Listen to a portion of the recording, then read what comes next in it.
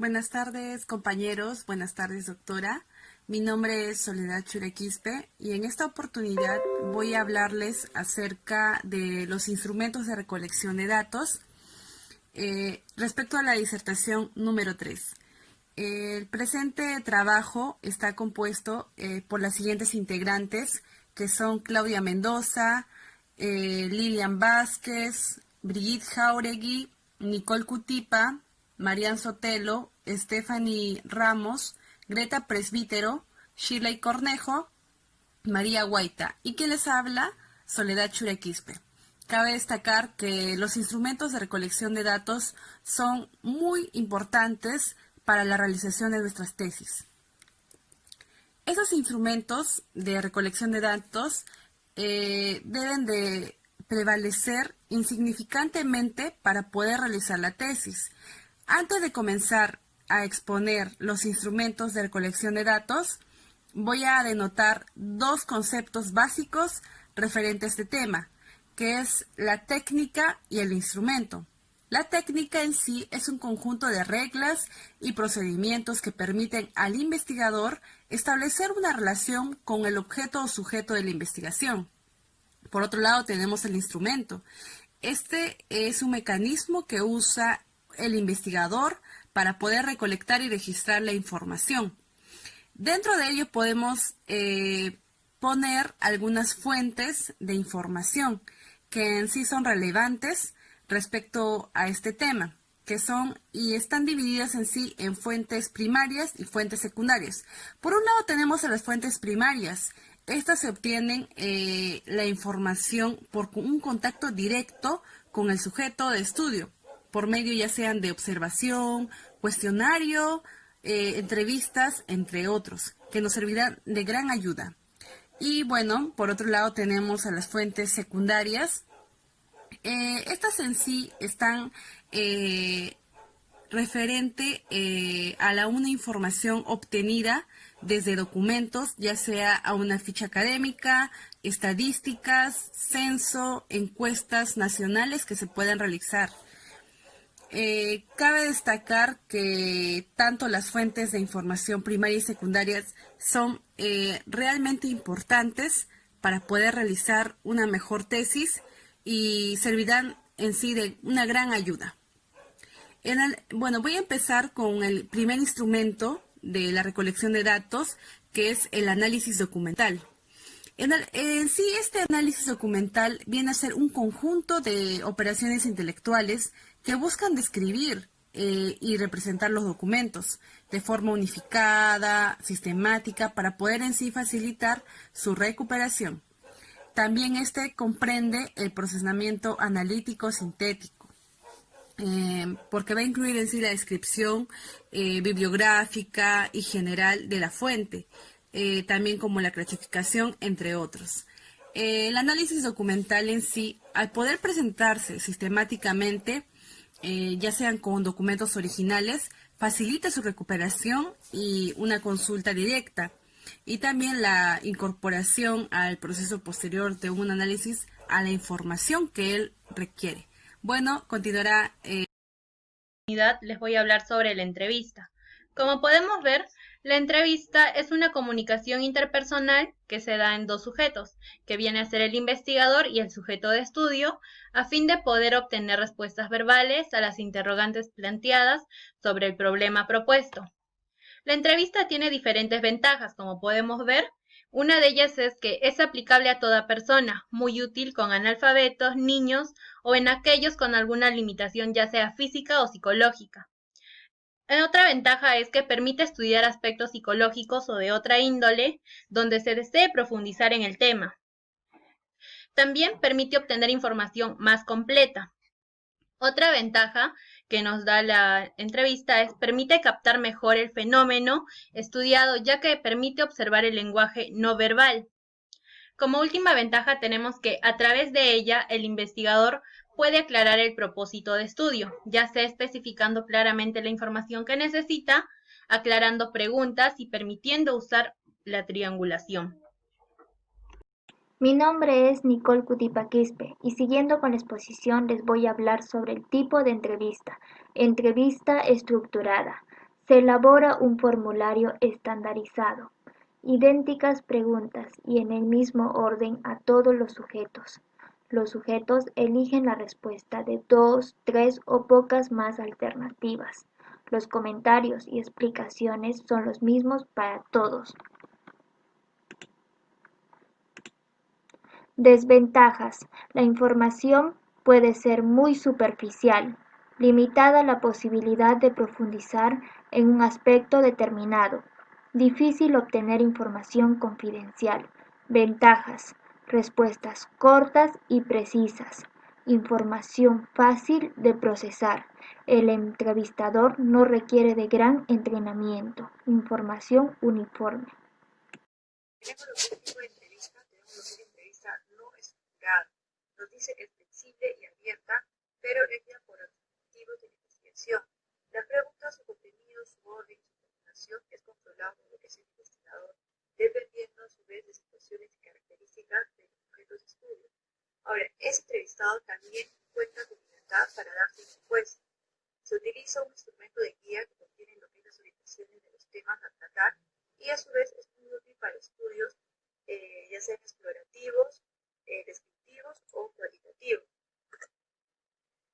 Respecto a lo que es las ventajas y desventajas, tenemos ventajas que es adaptable, aplicable a toda clase de sujetos en diversas situaciones. Nos permite lo que es profundizar en temas de interés y orienta posibles hipótesis y variables cuando se explora, sobre todo en áreas nuevas. Y respecto a las desventajas, requieren de mucho tiempo, es limitado para las personas con problemas de comunicación y requiere de lo que es habilidad técnica para obtener lo que es la información y mayor conocimiento.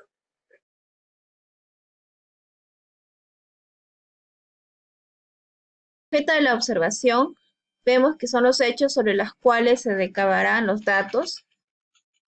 3, tenemos las circunstancias de observación, que son las condiciones que rodean al hecho a observar. 4, medios de observación, que es sentidos e instrumentos estudiados para la observación. Y 5, que es el cuerpo de conocimientos, que vendría a ser el conjunto de saberes estructurados que permite que se añaden a él los resultados obtenidos de la observación. Según nuestro número de observadores, tenemos individual y colectiva. La individual es la que realiza una sola persona. Es obvio que el investigador se centra en lo que observa.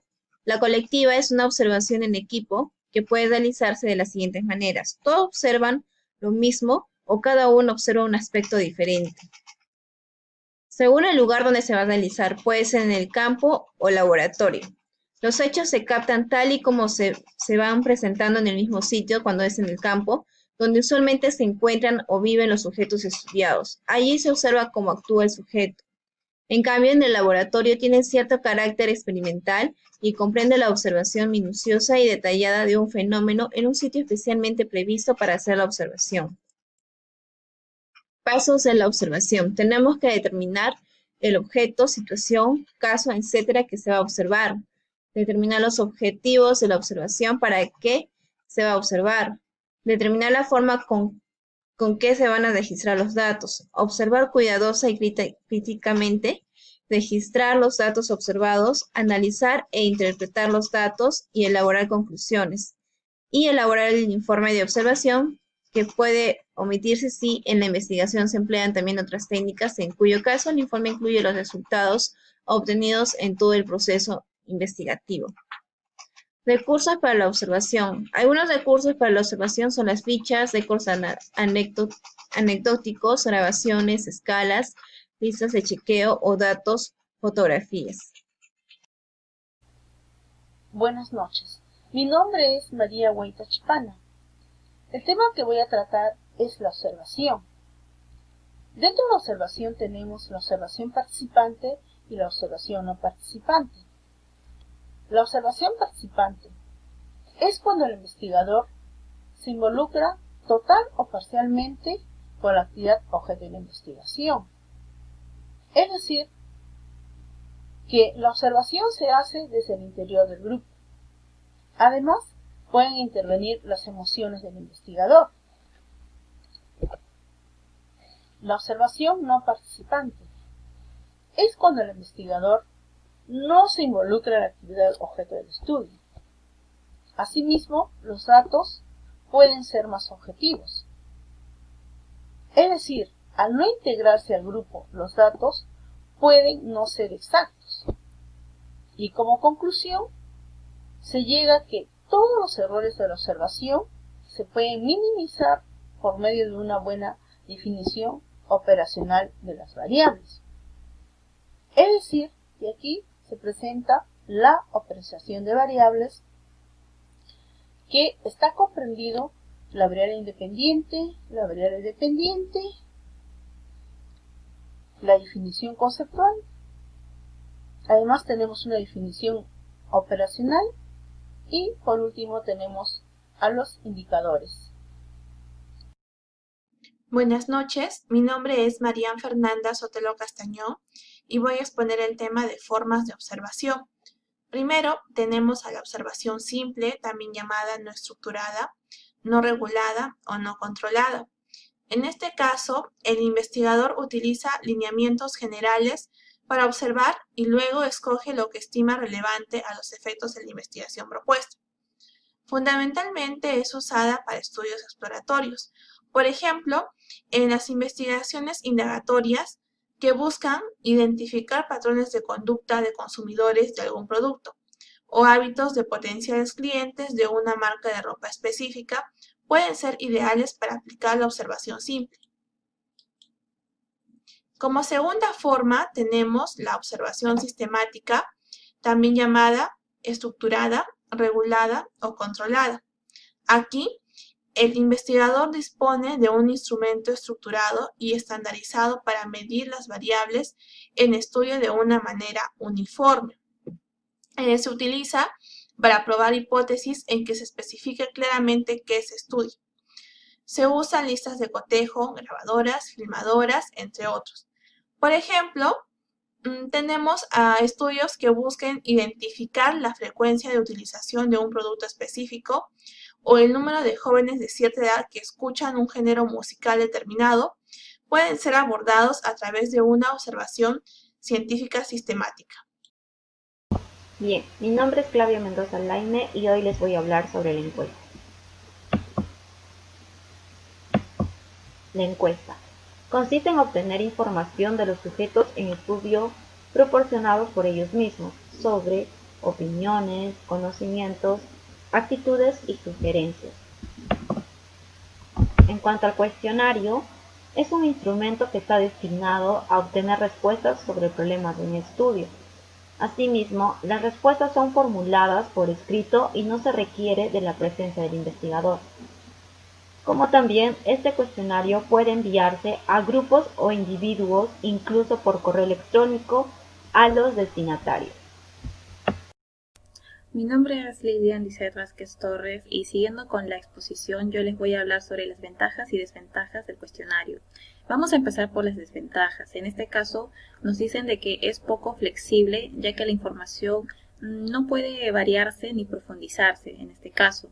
También de que si el cuestionario se envía en este caso por correo electrónico es posible que no sean devueltos o que no se obtengan las respuestas requeridas. También de que no es utilizable en personas que no saben leer ni escribir. Y también no permite aclarar dudas en el momento. Y por último, resulta difícil obtener cuestionarios completamente contestados. Ahora, al otro punto que podríamos hablar es también la que son las ventajas. En este caso, las ventajas del cuestionario es de que es un costo relativamente bajo y también que proporciona información sobre un mayor número de personas en un periodo breve. También de que es fácil de obtener, cuantificar, analizar e interpretar datos. También que requiere menores requerimientos de personal capacitado y por último que existe con una mayor posibilidad de mantener en anonimato lo que vendrían a ser los encuestados. Gracias. Bueno, una de las técnicas que hemos utilizado es la encuesta, la cual es realizada por los formularios de Google.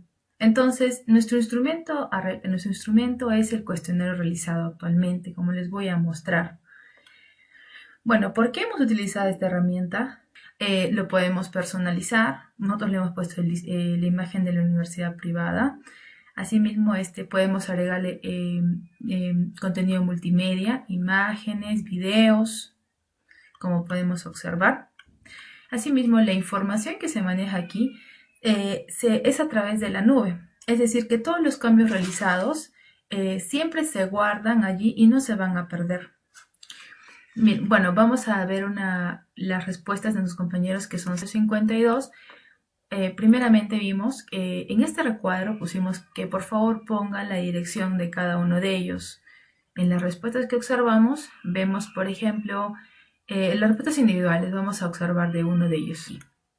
Por ejemplo, podemos poner nuestra compañera Fabiola, Fabiola por ejemplo. Fabiola nos responde, podemos visualizarlo, en total, ¿cuál es la cantidad que podemos visualizar? Aquí podemos observar el resumen de todas. Vemos acá gráficos. También podemos observar acá los gráficos, que es muy interesante. Podemos ver el gráfico circular, los diagramas circulares, donde podemos visualizar la primera pregunta que se decía: ¿denunciarías un abuso sexual si sucedería en tu hogar? Sí, la mayoría ha respondido que sí. Entonces en el diagrama circular se observa que es un 100%.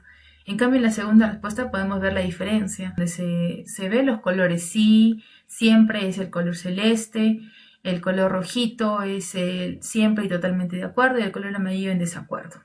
Así vemos de todos los compañeros los que nos han respondido. Así como también la escala de los compañeros que pusimos si se sentían agotados emocionalmente e intelectualmente. Hicimos un recuento de todos los compañeros en Excel. Y también podemos ver que acá se nota la hora, la fecha que fue respondida. Por nuestro compañero, por ejemplo, nuestro compañero Quique Pérez. Nos contestó con su correo y nos contestó a las 21:50. Entonces, y como les dije, en la nube se guarda toda esa información y no se va a perder jamás. Eso ha sido nuestra forma de guardar nuestra encuesta y poder hacerlo más práctico.